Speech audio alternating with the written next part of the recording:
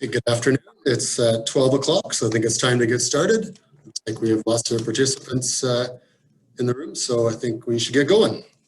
So thank you for attending our virtual presentation today about what small businesses need to know about the Canada Emergency Wage Subsidy. My name is Rob Finnegan, and I'm a tax partner with Kenley Max Hussar Chuck Stewart. And I'll be presenting today with my fellow assurance partner, Jolene Cashin, who's appropriately sitting more 6 feet to my right, so we are appropriately social distance today. You will note that when you came on, your mics were muted. I'd please ask you to keep your mics muted just to avoid distractions and background noises, as there is quite a few participants and quite a bit of background noise could occur if we get lots of people with background noise. All right, so with that, let's get rolling. So our objective today is to give you an overview of who's eligible for the Canada Emergency Wage Program, and which is commonly shortened to either CEWS or CEWS, and I'll admit I'll maybe use either CEWS or CEWS interchangeably, so I am talking about the same program when I say that, so please forgive me if I do that. We're also going to talk about how the subsidy is calculated. We're not going to go through grind through all the details of the calculation, but give you kind of more of a high level of what you know.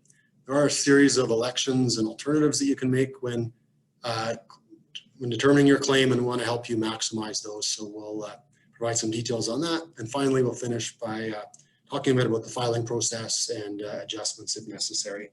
So I'm going to do the first part of the presentation, and it's going to be a little bit more technical in nature and maybe provide the rules. Then Jolene's going to do the second half, where we'll talk a lot more about some examples and maybe apply those rules to some real world scenarios. We think we'll probably use most of the hour today.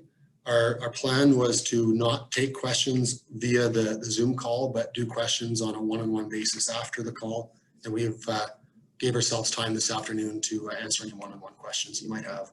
Figured that might be more appropriate, given often the CEWS type questions tend to have a lot of proprietary information or information with a company and maybe salary. So we thought maybe a one-on-one might be a better format for those questions. Rob, I'm just seeing on the chat here that somebody said that they couldn't hear us. Okay. Could I get a hands up by somebody? Oh, disregard. Thank you very much. All right, sounds good. All right, so what is the CEWS? Well, it's a federal program that is estimated to be $83.6 billion in subsidies by the time it's all done, to support workers to prevent further job losses and allow employers to rehire their employees. One of the common questions I get from clients who are thinking about making a claim is, well, who else is making a claim? Are lots of people doing this? Will I be on my own? You know, just kind of general uncertainty around it. And just to give you an idea of how much the program is being used to date, there's been over 1.1 million applications, not all done by Kenley Mac. These are national, by 312 unique applicants, and paid over $35 billion to date, and over 3.6 million workers' wages have been supported. So to answer the question is yes, it's being used. And if you recall, when Prime Minister Trudeau would speak to the media on a daily basis early on, he was strongly encouraging employers that qualified to apply for the program. So the way the program works is it is essentially a percentage of remuneration that occurs between March 15th and December 19th that can be subsidized. And the program is broken up into a series of 4-week claim periods. And the rules were kind of broken in different periods. So 1 through 4 had a set of rules, and then claim periods 5 through 9 have another set of rules. Incidentally, the rules for the last claim period that ends on December 19th actually haven't been announced yet. I think that's partly to allow for some flexibility for the government as we go forward. So this slide is really a high level explanation of the calculation, and it grossly oversimplifies the calculation. But the way it works is you start with a basic CEWS, which is really what we're going to be talking about mostly today. And from there, there's some sort of add-ons to the program and some reductions to the program. So when we go through the calculation, you start with your basic CEWS. Then you get to an additional claim to the extent you have furloughed employees that are, so that's really employees that are off work, but you're still paying them. And to the extent there's company EI and CPP, you can get that money back from the government through this process. And then you deduct from your claim the amount you claimed under the temporary wage subsidy. And if If you recall, that was the 10% subsidy that was in effect from kind of mid-March to mid-June. And because you get a subsidy on wages under that program, you can't double claim the same wages under the CEWS. So it gets reduced. You further reduce it by the work sharing benefit if you happen to be under that program. And then finally you get your Canada Emergency Wage Subsidy. So that's a long-winded way of going through the calculation, but that's essentially what it looks like. So with that, we'll kind of maybe get a little bit more into some of the details. Probably the most important place to start is to figure out who's actually eligible. And almost all employers are actually eligible. It includes for-profit calculations and even individuals that are carrying on a business that have employees you can make the claim for. It doesn't work for the actual proprietor themselves, but if the proprietor has employees working, you can make a claim. It also includes registered charities and some other entities, as well as partnerships where the members are eligible employers. One key thing is you have to have a payroll account on March 15th, 2020. So that means if you started business on, say, on April 15th, for example, you wouldn't be eligible for the claim because you probably would not have had a payroll account on March 15th. And the most important one, which will be a big part of our presentation today, is you have to meet a required revenue decline. So the program is essentially set up so that if you have certain revenue decline thresholds, then you get a subsidy. So that's a pretty key point. So how does my business qualify? Well, it sort of qualifies assuming that you're an eligible employer. Then you have to have the revenue decline that I just mentioned on the last slide. So if you experience a revenue decline in 2020 relative to the same month in 2019, or if you make an election, the average of January and February 2020, you may be eligible for a claim. If in periods 1 through 4, which is really kind of takes you through to the beginning of July, if you had a 15% decline in March or 30% in April, May, and June, you will be eligible for a claim. And we'll go through a little bit more how much that claim is after, but in these periods, it's a bright line test. If you meet that revenue decline, you get a subsidy equal to 75% of your employee wages up to a certain threshold. But once we get to period 5 to 9, the program was amended and all you need to have is a revenue decline in the period. However, the amount of your subsidy is dependent on the amount of your revenue decline. So it's no longer a bright line test. It's how much is my revenue decline, and the bigger your revenue decline, the greater subsidy you get in effect. And it's important to note that each claim period, so 1, 2, 3, 4, all the way through 9, is each a separate calculation. And so you might qualify for some and not all the periods. This next chart is fairly busy, but it sort of summarizes what I was just talking about. And I will maybe go through a couple of lines just as an example. So for example, for claim period 1, which is wages between March 15th and April 11th, if you had a 15% revenue decline when you compare March 2020 versus March 2019, or the average of January and February 2020, if you make appropriate elections, you will be eligible for a subsidy. Now, if we go all the way down to period 5, for example, which is the salaries between July 5th and August 1st, if you have any decline in July relative to the prior year or the January-February average, you will be eligible for a subsidy. But once again, the amount depends on the level of decline. So as I mentioned, there's the base or general program has you compare the same month in the prior year, but you can make an election to use the January-February 2020 average as your alternative reference period. And that can be a very valuable election depending on how your revenue's earned. Like for example, if you've got a cyclical business and January, February were really strong months, you could actually have a situation where your revenue in 2020 is exactly the same as 2019. So no decline at all on a month-to-month relative. But if you compare it to January, February average, maybe you are eligible for a claim. And if you make this election, you have to make it for the blocks of claim periods. So if you make it for periods 1 through 4, you have to make it through all of those periods. So you can't pick and choose within the 1 to 4 block. But once you get to period 5, you can remake the decision again. And you can decide, okay, do I want to use the January, February average or the comparable month? But once again, that election has to be done for all of periods 5 through 9.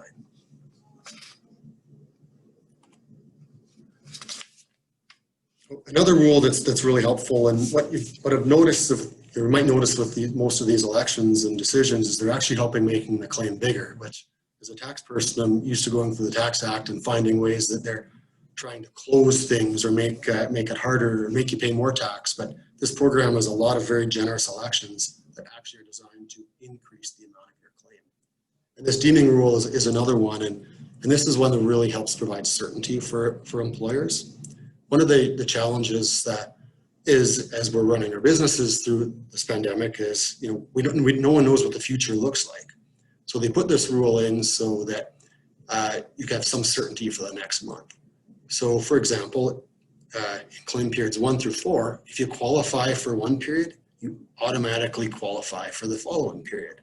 So that means that if you qualified for period 3, you know you qualify for period 4. So that means you can, if you're trying to figure out what your costs are going to be for the next month, you can actually tell what kind of subsidy you're going to get. And so you can actually do some business planning. So I think that was a really generous part of the program. Once you get to period 5 to 9, the deeming rule changes a little bit. It's not so much that you automatically qualify. It's more that if your prior month's revenue decline is greater than the current month, the previous month is deemed to be your revenue decline. So you look at your current month and the past month, whichever one is the higher decline, that's your decline percentage. We've been talking a lot about revenue and declines, and I think an important thing to understand is how is revenue actually measured for this purpose. And so the first bullet point is really that just copy and paste out of the Tax Act. But the second bullet point is probably the one that's the most important. Your revenue is calculated on a cash accrual basis in accordance with your normal accounting practices. So that's a bit of an accounting concept here that's kind of applied to the Tax Act. And we've been having lots of interesting discussions with clients and with tax people and accounting people in our firm as we work through this, because in accordance with normal accounting practices, it can be a bit of a difficult concept. And it seems simple, but in reality, many small businesses weren't really caring too much, for example, about their cutoff in July 2019. And if they had a December year end, they maybe weren't quite as precise as maybe the program expects them to be. So when calculating normal accounting practices or your revenue under normal accounting practices, you do exclude capital items. That would be, for example, if you're a manufacturer and you sell some of your manufacturing equipment, the revenue or the funds received from that sale would not be part of your revenue for this calculation. It also excludes non-arm's length revenue. So that would be revenue from companies under common control, or if you had sister companies that were transacting with each other, you would exclude that revenue. Now there is some rules that apply when all of your revenue or substantially all your revenues from non-arm's length parties, but they're well beyond the scope of our presentation today. And finally, it excludes extraordinary items. And often when I think of extraordinary items, I think more on the expense side, or fire or flood causes me to lose something, and that might be extraordinary, but this is more in the concept of revenue. And so CRA's definition of this is probably what we need to think about most. And they say that it excludes things that don't occur regularly or frequently within several years, not typical of normal activities of the company, and are out of the owner or management's control. So my read on that is that extraordinary items are actually probably pretty rare for these purposes. So in calculating revenue, there is some pretty common elections we've seen that can be very beneficial. One of the main ones is you can elect to calculate your revenue under the cash method. So if you normally calculate based on accrual, you can make an election to calculate it under the cash method. And that could be pretty valuable, for example, in where cash flow delays have occurred due to the pandemic, but you still have revenue, or have decent revenue, but you're just not collecting on it.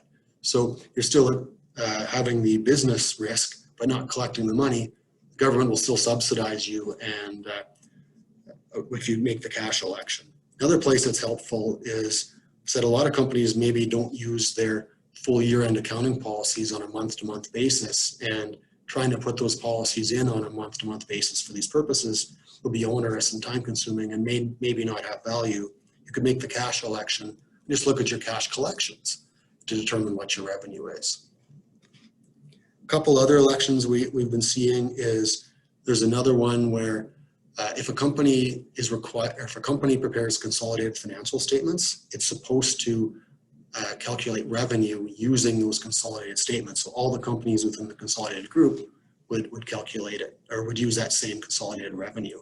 But this election allows you to break the group apart. So if you've, say, got a company that's doing really well within the group or hasn't seen the decline, but another one has seen a decline, if all the companies make the election, then you can have the company that's struggling get a CEWS claim on its own. And the converse of that is the last bullet point on this slide, where affiliated companies, so that's companies under common control, and often owner managers and the group doesn't always consolidate. They might have a series of businesses within their group, but they don't prepare a nice consolidated financial statement. They all prepare standalone statements. Under this election, you can bring all the companies together and test revenue on a consolidated basis. And that could be quite helpful where you've got a company that's still doing really well, and you got another one that's much bigger that is struggling. It'll allow both companies to make a claim under that scenario. So that's sort of the bring it together election. Well, we know that what an eligible employer is, and we know what a revenue is. You've met the decline, and okay, great, we're in the program. Now we got to figure out a little bit more which payments are going to be eligible for the program. So first of all, we need to figure out who an eligible employee is. So that's an employee who's individual that's employed in Canada. So you really need to be working in Canada. But it also includes non-arm's length employees, which is something that sometimes surprises clients when we're talking to them. So that means that the owner and the owner's family, wages paid to them can qualify, although we'll see on the next slide that there is special rules for non-arm's length employees. It excludes independent contractors. So if you're a business that has few employees but lots of contractors, unfortunately, you can only make the claim for the employees. And for periods 1 through 4, there was one other rule that applied, and that means employees had to have remuneration for more than 14 consecutive days in the period. As I mentioned, non-arm's length employees have slightly different rules. And under those rules, they must have had what they call baseline remuneration. And that means they need to be paid between January 1st and March 15th, 2020. Now, when the original rules came out, this was the only period that was that you could calculate it on. So if you had a cyclical business, for example, where the owner just wasn't paid between January 1st and March 15th, or often owner managers get paid once a year in a big lump sum, or if cash flow is weak for a while, they might not pay themselves. So we're finding there was a lot of situations where owner managers weren't necessarily able to get a CEWS claim based on how they might have been paying themselves. Now, when the new rules came out in July, they expanded the options for when baseline remuneration has to occur. So the amount or the periods depend on which claim period you're in, and so I won't go through all of them, but the key point is there is flexibility now that can bring in more non-arm's length salaries into the CEWS claim. And as these rules came out in July, and as you see, there's lots of times for alternative times for periods 1 through 4, the CRA has been clear that they will accept amendments to past claims to allow for non-arm's length employees that didn't originally qualify. So now we know which employees qualify. We need to know what amounts that we pay them are actually going to be eligible for the CEWS claim. So it includes wages and taxable benefits, generally where there's been source remittances on those. So if you have to withhold, it probably qualifies, assuming it's a cash benefit. It actually be something the company's paying cash for. It excludes commissions. Sorry, rephrase that. Includes commissions, I should say. Includes, and also includes bonuses, and can also include retroactive pay. So that would be a situation where if you laid someone off and didn't pay them for a while, but then you brought them back and said, hey, you know what, I want to pay them for those that month that they were gone, you can pay them retroactively, and then qualify for a CEWS claim for the period that you're actually paying them in respect of. Keep in mind it might impact their CERB if they did CERB, but that's a little bit outside of our scope here today. The main things that are excluded are retiring allowances and severance payments, and that makes sense because the program was designed to help employers retain their people, so they shouldn't be rewarded for letting people go. And non-cash items such as stock option benefits are specifically excluded, and that makes sense because generally a stock option benefit is often a non-cash item of the company.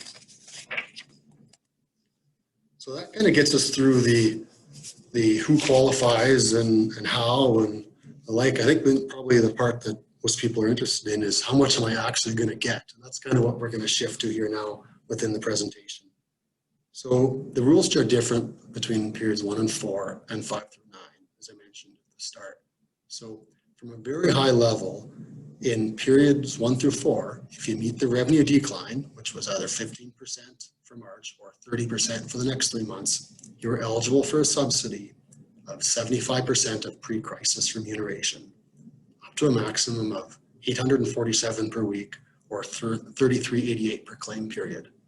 So if you're wondering what number of salary that kind of works out to get to, as you can see, it's about $58,700 or $11.29 per week results in the maximum CEWS claim. So if you're paying someone more than that, your CEWS is topped at $33.88 per claim period per person. Okay, but if you don't meet the revenue decline, say for example, you only had 14 in March or 14% in March or 29% in April, unfortunately your CEWS claim for those periods is 0. So it's an all or nothing claim. Once we move to period 5 to 9, the rules change a little bit such that if there is a revenue decline, there is a subsidy. So if your revenue decline is only 1%, you will get a subsidy, but it's going to be a very small subsidy. And so the key term here is the revenue reduction percentage. So that's why that revenue number is so important. So in the first 4 periods, as long as you knew you met the 30% test, you didn't really care whether you had 33% drop or 45% for the purpose of CEWS, you knew you met it. Now under the program for periods 5 through 9, you have to know your specific revenue percentage. And once you have that revenue percentage, you get what they call a base subsidy as well as potentially a top-up subsidy if you've been really severely impacted by COVID or your revenue's gone down a lot. It continues to be based on a percentage of the first 1,129 of remuneration per week. So those limits haven't changed. And you take your revenue decline percentage and apply it to a factor, which we'll explain a little bit more, and you get your CEWS claim percentage, which you then apply to your salary. So as you can tell, the program got quite a bit more complicated in periods 5 through 9, but it did bring more employers into the program. A very key point is for periods 5 and 6, which is essentially July and August. There is a safe harbor rule that deems the employer to use the original rules if they would result in a higher claim. So for example, we'll see when we go through these factors, if you had a 35% claim or 35% revenue decline, you'd be much better off under the old rules than the new rules. So you're deemed to, you can use the old rules. And I think they put these in because the rules were announced in July 17th, I think was the date for periods 5 through 9. And that was about the halfway point of period 5. And given that the program was supposed to provide certainty and support employers, I think they put the safe harbor in to allow employers to be able to better plan for the summer, given they might have already made their hiring decisions earlier in the month based on the previous program. So the best way to describe period 5 through 9, I think, is through a couple of charts. And so this first chart is on the base subsidy. And so the base subsidy is you take your revenue decline percentage up to a maximum of 50% and multiply it by a factor. Now, the factor for, it's a little bit hard to see on the slide, but if you look on the 0 to 49 row of the slide, it goes through an example where if you have a 20% revenue drop, what the subsidy will be. And so under that, if you have a 20% revenue drop, you times that by a factor of 1.2, which will give you a 24% base CEWS rate, which you then apply to your revenue or sort of your salary to get your your CEWS. Now that, if you'll notice, that factor drops as you go down the column to the, or the rows to the, go down the row to the right. You look at the next column is still 1.2 for period 6, 1 for period 7, down to 0.8 for period 8, and 0.4 for period 9. So as you can see, the CEWS gets much lower as you go through the periods. However, if you have a 50% or greater drop, then you're in the row above and you get a 60% CEWS base rate dropping down to 20%. And the top row shows what the maximum would be if you had someone that was earning at least $11.29 a week. And as you can see, the base CEWS is less than what the CEWS was under the original 1 through 4 program. So on top of the base CEWS, there's also the potential for a top-up subsidy. And so this is where revenue declines have been more severe. And so you have to have had at least a 50% revenue decline to get any amount of this top-up subsidy. And so the way this works is you take your actual revenue decline less 50% times 1.25 gives you your top-up subsidy, which maxes out at 25%. So if we look at the 60% row, you can see that if you take 60%, take off 50%, that gives you 10%, times that by 1.25, you get a 12.5% top-up CEWS rate. And so the top-up CEWS and the base CEWS are added together to get your kind of total, which you would then apply to your eligible remuneration. I tried to put that in there. This is kind of the periods for qualification for the top-up subsidy, and it's a slightly different calculation than what's being used for the base. So the base, you look at the comparative month. For the top-up, you look at the last 3 preceding months. So to figure it out for claim period 5, which is July 5th to 9th, you would look at your April to June revenue drop compared to April, June in the previous year, or compared to the January and February average. And so the election that you make to use the alternative approach for calculating your revenue drop is the same for both base CEWS and top-up. So you can't use January, February average for base and then use the previous 3 months for top-up. You have to use the same, the election applies to both. So this is my the last technical slide before Jolene goes through the examples, but I just wanted to highlight a few of the changes between the two claim periods, which are up to 1 through 4 and 5 to 9. So the key thing is periods 5 through 9, if you have a revenue drop, you get a CEWS, even if it's less than 30%.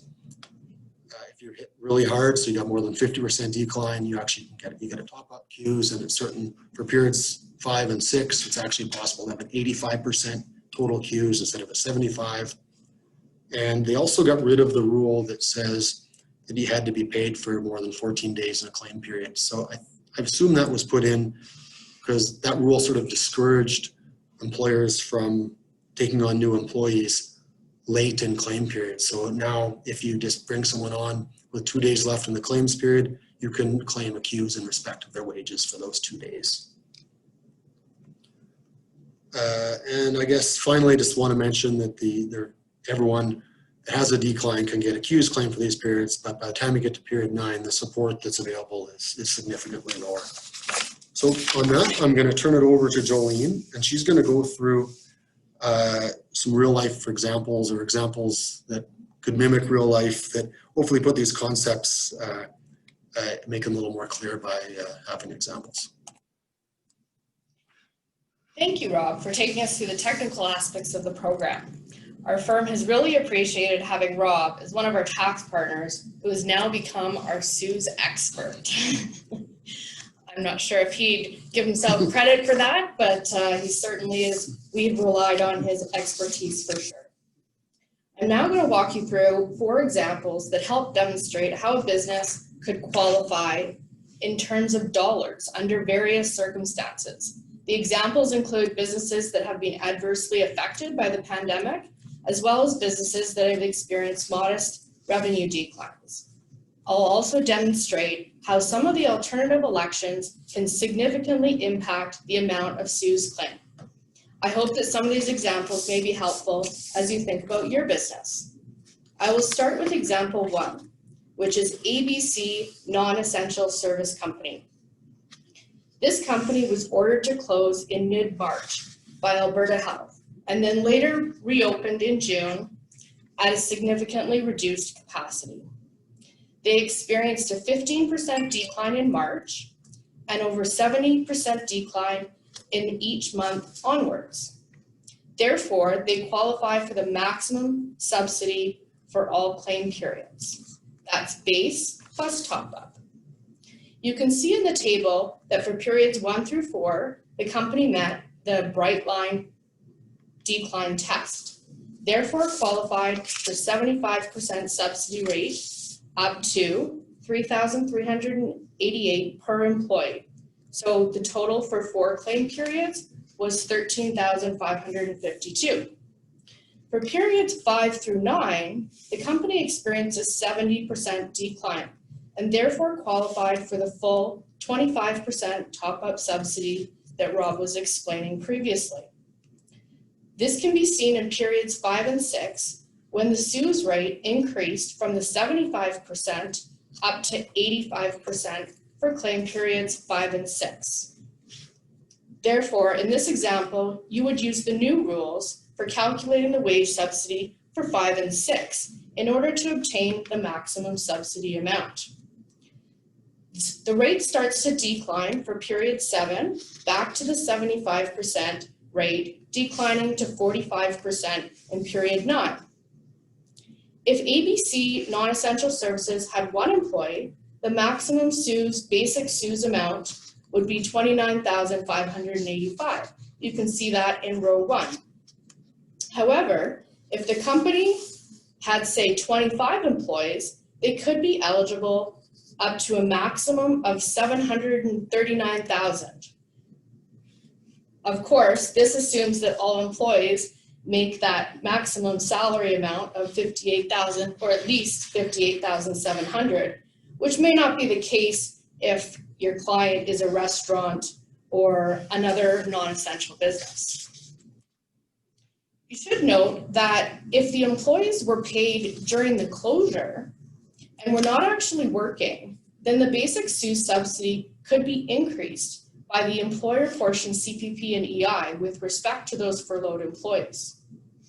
Also, if the company was eligible for the temporary wage subsidy, then their CEWS claim would also be reduced for claim periods 1 through 4, which I haven't shown in this example because this is just the basic CEWS. So let's talk a little bit about the temporary wage subsidy that Rob mentioned is a deduction from the basic CEWS. When calculating the CEWS, the basic CEWS amount is reduced by the amounts under the temporary wage subsidy program, so that in effect, if an employer is eligible for both subsidies in a claim period, the maximum subsidy rate with respect to those employees would be 75%. The temporary wage subsidy, often referred to the CEWS, is a separate subsidy program available to all eligible employers. And it doesn't matter if the employer has a decline, has experienced a revenue decline or not. Eligible employers include Canadian-controlled private corporations that had a small business limit in their taxation year that ended before March 18th, 2020.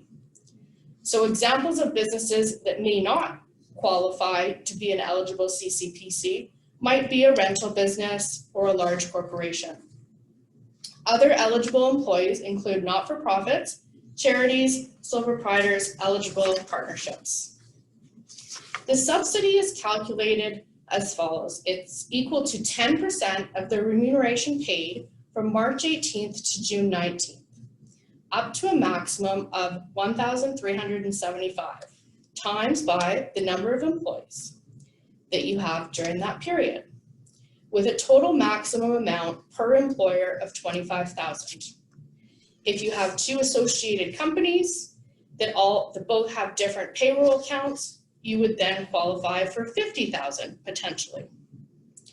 Unlike the CEWS, there's no application process to claim this subsidy. If your company is an eligible employer, you can claim the subsidy by simply reducing the subsidy amount from your payroll income taxes that you would otherwise remit to CRA. whether that's the 15th of the following month or if you're an early remitter. All eligible employers must file with CRA Form PD27 self-identification form. Since the program period has now ended, as it mentioned before, it ended on June 19th, this form is available and can be submitted. And in fact, we have submitted a number of these forms for our clients already. This form will be used by CRA to reconcile the subsidy on your payroll account. If you have not yet claimed the subsidy, don't worry, you're not too late. You've got 3 options. So you can claim the eligible amount by reducing upcoming CRA income tax remittances, or if you qualified for the CEWS subsidies for claim periods 1 through 4, you have the option to forego the temporary wage subsidy so your CEWS claims is not reduced. If you choose this option, you'll need to elect 0% on your self-ID form. The third option is you can calculate the eligible amount and request CRA pay the subsidy when filing the self-ID form. Not sure when you'll receive that payment, but that's yet to be seen. So moving on then to example number 2, which is ABC Essential Business Services. This company historically has had steady revenues month over month. Since the pandemic, the company experienced declines of 20% for the months of March through August. Revenues returned to normal for September onward. The company has 5 employees, each earning $60,000. Conveniently, that's the maximum to make our example simple. On March 15th, 2020, employee salaries were reduced by 20% to $48,000. This is very common that we're seeing amongst our clients as owners and employers made decisions to try and get through the pandemic. The company allocated all of its small business limit to an associated company and therefore does not qualify for the temporary wage subsidy. So moving on to sort of the analysis and what this means. So revenue decline for March was over 15%. Therefore, ABC Essential Business Services qualified for claim periods 1. Then they were deemed to qualify for claim period 2 at the 75% rate for both of those claim periods. That 75% rate is applied to their pre-crisis salary, which in this example would be the maximum allowed per employee of $847 per week, or $3,388 per claim period. They did not qualify for claim period 3 and 4 as the 30% bright line decline test was not met. So you can see in those columns for period 3 and 4, there was 0 subsidy. They qualified for claim period 5 and 6 under the new rules because at 24%, that 24% is calculated because they had a 20% revenue decline, and you multiply that by the claim period 5 and 6 factor of 1.2 to come up with the 24%. The 24% is then applied to their actual salaries, which in this example has been reduced because of the 20% salary reduction that occurred. This you can see is different from the claim period 1 and 2 based on some of the changes to the rules. The company will also qualify for claim period 7, even though revenues return to their normal level, and this is due to the deeming rules, and they'll qualify for 20% for claim period 7.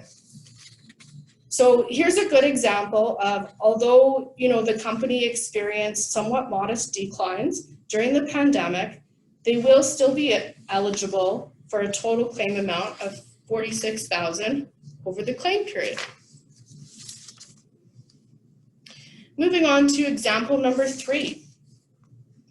This client came to us for assistance in determining whether they qualify for any subsidies. As they did not experience significant declines from prior year, they were unsure whether they'd be eligible for anything. We will refer to this client as ABC Construction Company. The company has large contracts. Their operations have continued throughout the pandemic. Billings vary month to month and have not experienced significant declines. Significant WIP adjustments are made by our firm at year end to ensure revenue is recognized in accordance with their revenue recognition policy. Therefore, to save time and effort, the company has calculated its revenue using the cash method, as they didn't want to make these same adjustments on their each month financial statements. The company has 25 employees that all make more than $58,700 annually. The company is eligible for the 10% temporary wage subsidy program at the maximum amount of $25,000, but has not claimed any amounts under this program. So moving on to just a bit of a graph here. This is just helpful to kind of demonstrate. You will see that ABC Construction Company has not experienced significant declines in 2020 when compared to 2019. In fact, if you look at the red line, which represents the 2020 revenues, you will note that for March, May, June, September, and November, 2020 revenues were actually higher.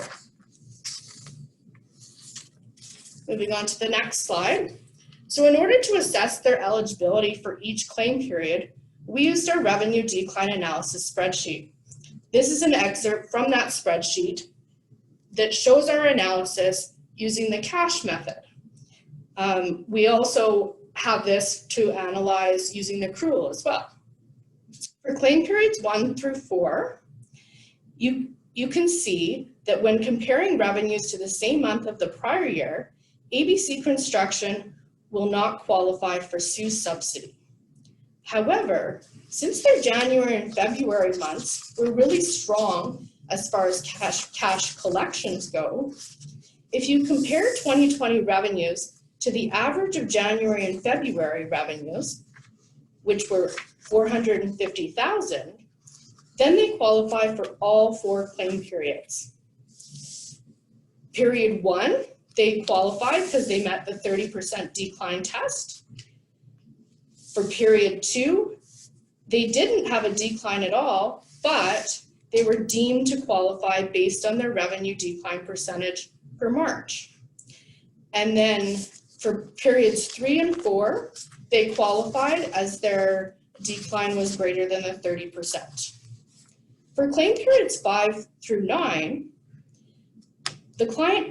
we asked the client to provide some estimates for what they thought their revenue might look like for September to November. You will see in the yellow highlights there that they qualify for a subsidy if comparing to the prior year. However, if they were to continue to use the alternative method and compare to the average of January and February, they would not qualify for 4 of those claim periods. Therefore, we advised our client that if they elect to use the cash method, the alternative prior reference period for claim periods 1 to 4, and do not elect to use the alternative approach for claim periods 5 and onwards.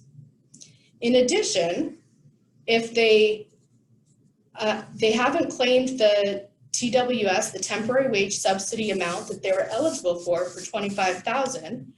So if they elect 0% on their self-identification form, then in terms of dollars, ABC Construction Company will qualify for $543,556. You can see this is a substantial claim amount that we were able to assist our client with, and it was a pleasant surprise when they received the $338,000 for claim periods 1 through 4, and it was deposited in their bank 5 days after we filed their claim. Moving on to example number 4. So this is ABC Annual Consulting Services. This is a consulting company, and they've experienced a 30% decline each month from March to August. The owner's annual salary of $150,000 is paid at the year-end date of March 31st each year, so once per year. There is one admin staff on a biweekly salary of $2,500, which conveniently is the maximum amount. The employee wasn't paid for one payroll period in May because the office was closed due to a COVID-19 investigation case. The company, however, was very nice and retroactively paid that staff member in August for the respective period. The company is a CCPC and had a small business limit on its March 31st, 2019 tax return. So when we looked and reviewed their wage subsidies that claimed by the client, they had claimed the 10% temporary wage subsidy that they were eligible for in the amount of $2,750. This amount was reduced from their income tax remittances for March and deducted from their CEWS claim period 1. The company was eligible for CEWS for claim periods 1 through 6 at a rate of 75%, since they did meet the 30% bright line test for all the periods and took advantage of the safe harbor rules for claim periods 5 and 6.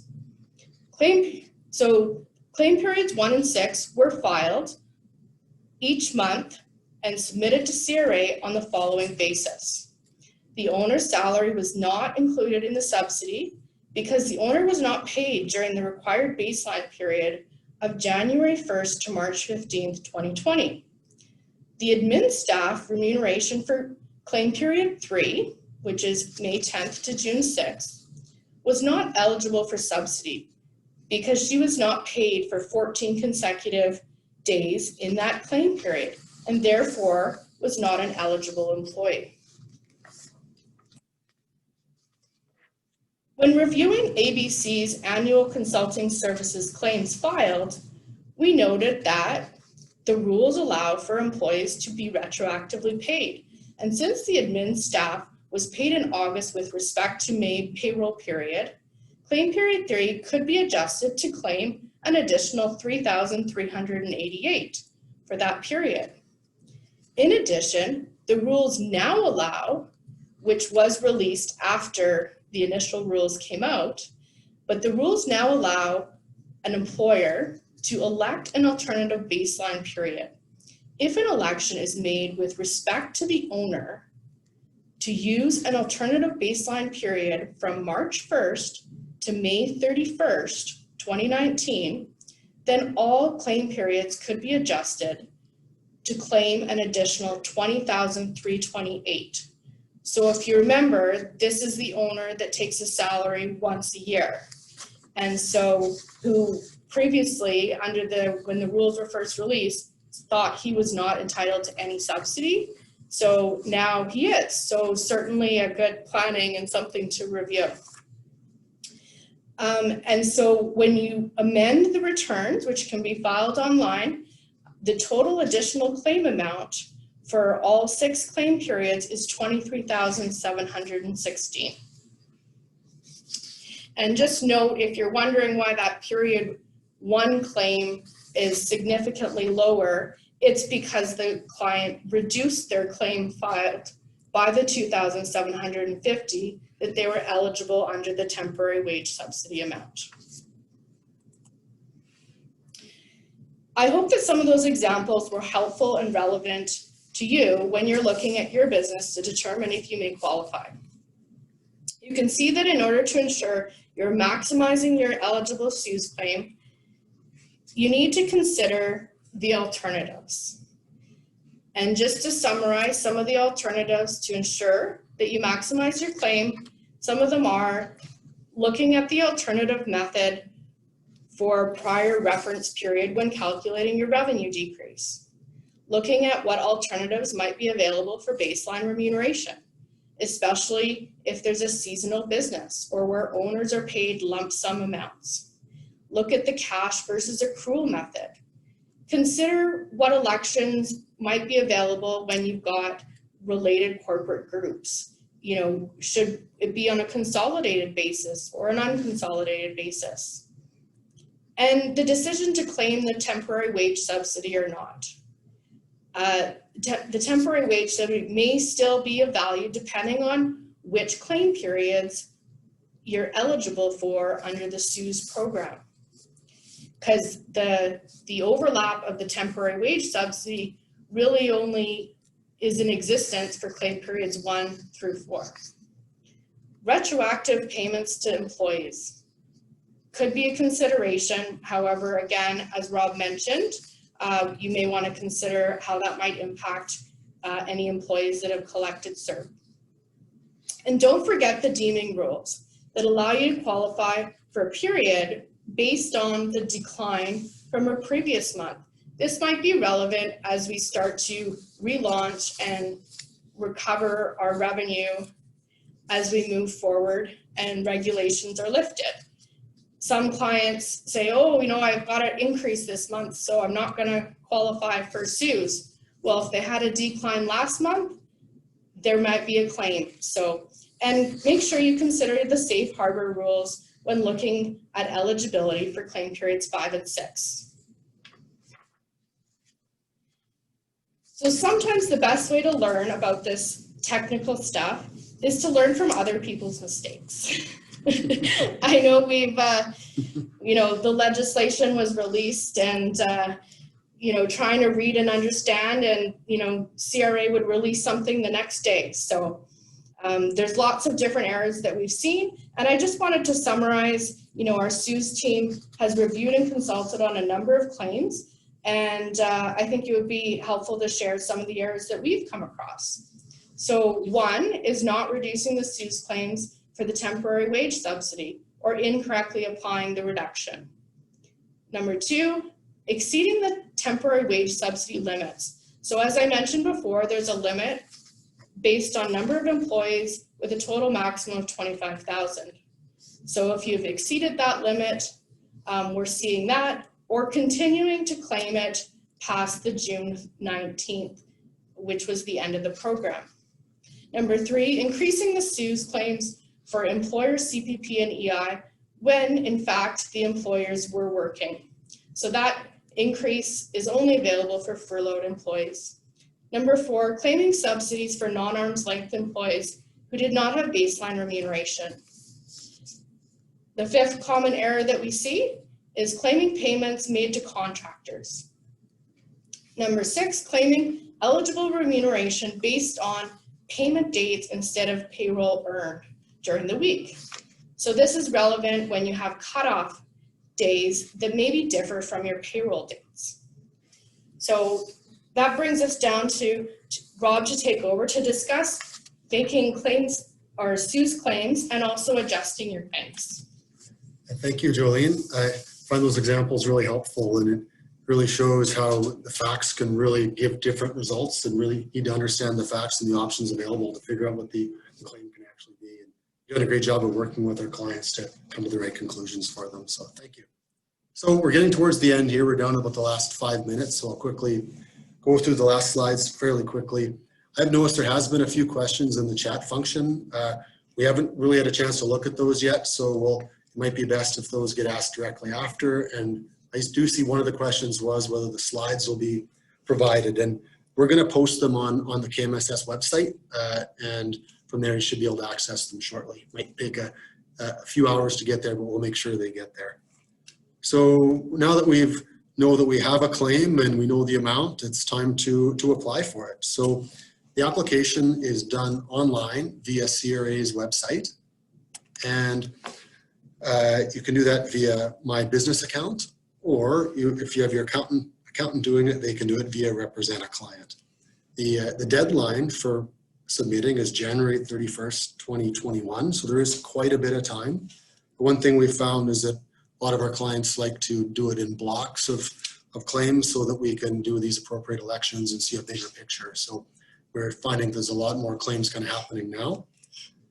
You should ensure that you're registered with the direct deposit on your payroll account. Often we find our clients might not be registered on that and they have to do that. It is important to note that the individual at the employer with principal responsibility for the financial activities has to actually attest to the application.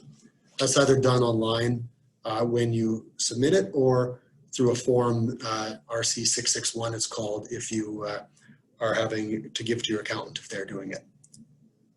Any elections that we've talked about, so the stuff, for example, the cash election or the consolidated election, those are done online at the time of the submission. So although that RC 661 I mentioned, they might actually have the elections on it, you don't file that. You keep that for your records and actually do the elections online when you make the submission.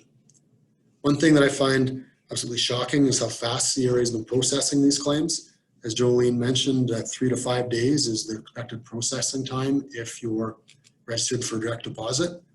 I've got instances where, say at 10 in the morning, you submit a claim to the CRA, early afternoon, client's getting a call to confirm direct deposit details. So shockingly fast for how fast they're getting this money back to employers, which is really quite great.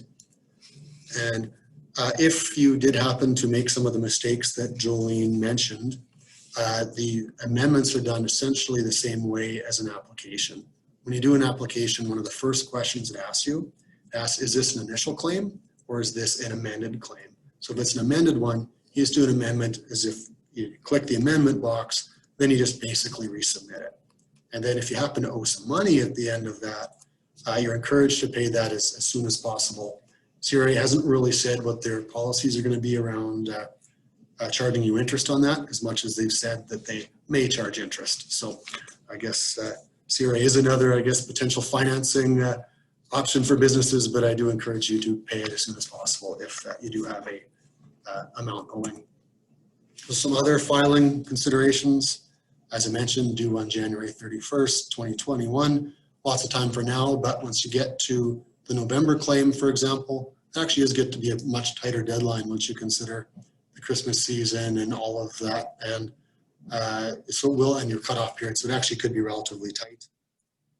The amount received under the CEWS is taxable, and it's taxable at the end of the claim period to which the claim results or relates. So for example, if you have a claim period 1 claim which ends on April 11th, it will be taxable in the first year end that ends after April 11th, which if you have an April 30th year end would have been taxable in that year end. And if you've already filed your tax return but haven't made a CEWS claim, you have to consider whether you want to amend that return or whether it's material or not to do so. CRA previously stated that the CEWS claims would need to be reported on T4s, but now they're just saying the reporting details are to be released shortly. So not sure if they backtracked on that or they're just trying to figure out what the procedures are going to be. The Income Tax Act authorizes the CRA to release the names of any applicants.